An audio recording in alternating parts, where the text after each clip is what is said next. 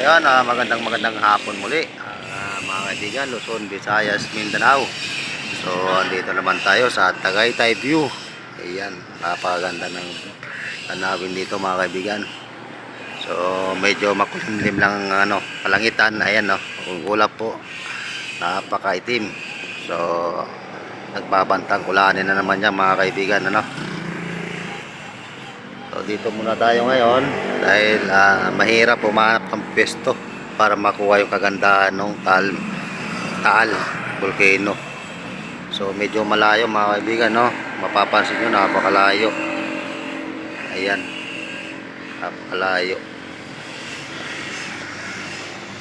Kung titinan po natin pag walang camera, malapit lang, no? Saka matatanaw natin.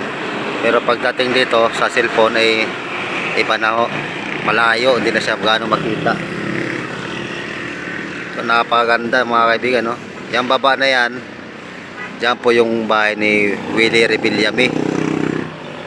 Ayan, di ko lang ho alam kung saan parang banda dyan yung bahay ni Willie Rebillame, pero alam ko dito lang po yan sa Tagaytay, no?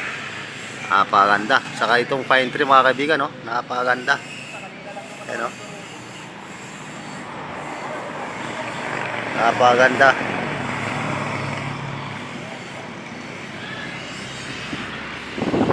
Ayan, dito po ito sa sa Twin Lakes, bago bumaba ng Twin Lakes.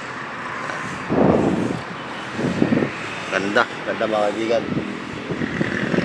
nakakamanga. So pilitin natin makakahanap ng magandang pwesto pa, mga kaibigan, no?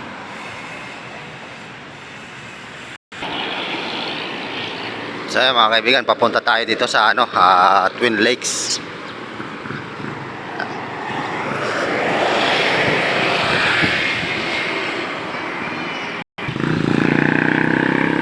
Twin Lakes.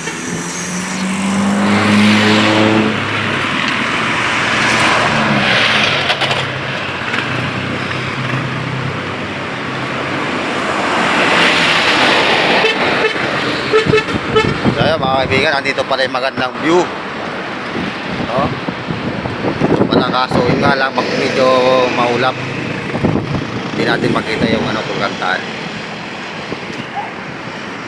Medyo maulap, mga kaibigan, medyo maulap, kaya hindi natin makita masyado yung pagkantaan, no? Napakaganda.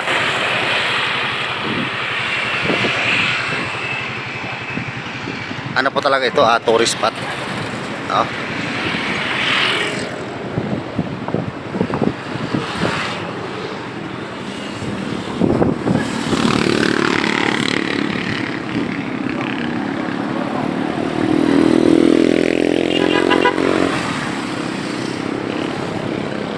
Napakaganda, mga kaibigan, no? Sabi po ito sa isa sa magandang pasyalan dito sa bayan dito sa bansang Pilipinas, Ayan, ang Tagaytay City. Tawagin po ito ay Little Baguio, no? Ayan. Sayang kung medyo mainit ang panahon, makikita natin yung kagandahan ng yung Bulkang Taal, no? Kaso medyo maulap, kaya ayan, makikita po natin is yung fog, no? Yung fog nya. Ayan. So marami pong pumupunta rito para mag-picture.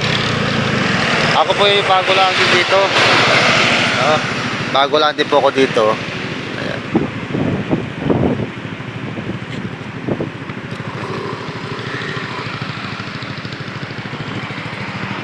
Ayan, mga kaibigan, no? Napakaganda. Isa lang po masasabi ko rito, napakaganda.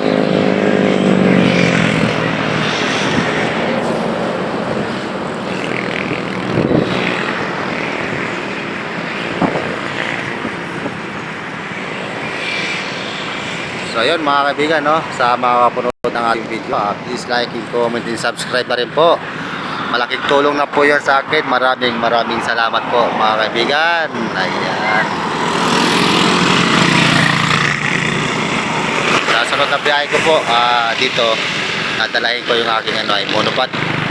Makakapag-live man lang tayo dito, mga kaibigan. Kahit isang oras lang, isang araw.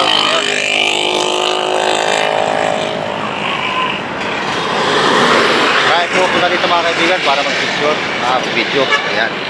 Para makunan lang yung kagandahan nitong view dito sa Tagaytay. So muli po mga kaibigan, hanggang dito na muna ating video. Sa mga upload ko ng ating video, please like and comment, subscribe na rin po. Maraming salamat po. Napakalaking bagay na po yan sa akin sa tulong po ninyo. Yun lamang po, and God bless po sa inyong lahat mga kaibigan, and God bless you more.